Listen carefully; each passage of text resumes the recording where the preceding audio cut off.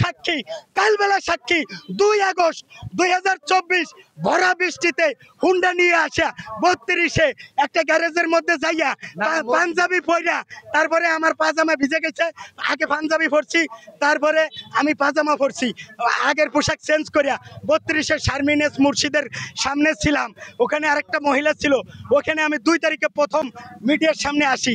আর কিছু কিছু মিডিয়া আমি বলি কাটিয়া ওই গোপালগঞ্জের 3 আসনের কাটিয়ে দেখায়। এখানে আগেও বলা আছে যদি আওয়ামী লীগ নিষিদ্ধ না হয়, পরেও বলা আছে যদি আওয়ামী লীগ নিষিদ্ধ না হয়। এই কাটিয়ে আমার আওয়ামী লীগ বানাইতে চাই।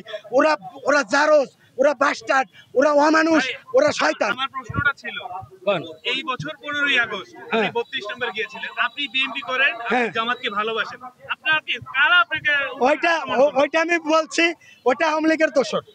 তারা এইভাবে আওয়ামী লীগের দোষর বিএনপিতে যদি অনুপ্রবেশ করে থাকে, জামাতের মধ্যে থাকে, এনসিপির মধ্যে থাকে, আপনি বুঝতে পারবেন ওরা আওয়ামী লীগের দোষর। আমি তারেক ভাইরা বলি, তারেক ভাই আপনার মোবাইলে আমাকে যখন হামলা করে বলছিলাম তারেক ভাই আপনারও অনেক লোক কথা শুনে আপনি আমার পক্ষে একটু প্রতিবাদ করেন, তো তারেক ভাই মনে হয় ভুলে গেছিল। তো যাই হোক, তারেক ভাই আবার বিভিন্ন সময় বিভিন্ন রাজনৈতিক দল চেতাই ফেলছে। এটা অনেক সময় মানে কি আল হাক্কু মুররুন, সত্য কথা তিক্ত। সুতরাং আমি কি আলেম কিনা বুঝছেন? আল হাক্কু মুররুন মানে কি সত্য কথা তিক্ত। তাহলে আলেম কি? এটা তো আমি আলেম বললে হবে না, আলেম মানে ভিতর দিয়ে বেড়ে আসতে হবে। আমি তারেক ভাই যদি সমস্ত কাগজপত্র সাবমিট করে বৈধ থাকে অনত বিলম্বে তাকে নিবন্ধন দেওয়া হোক, এবং তারেকের যারা অনুসারী আছে সে আবার নমিনেশন দিবে।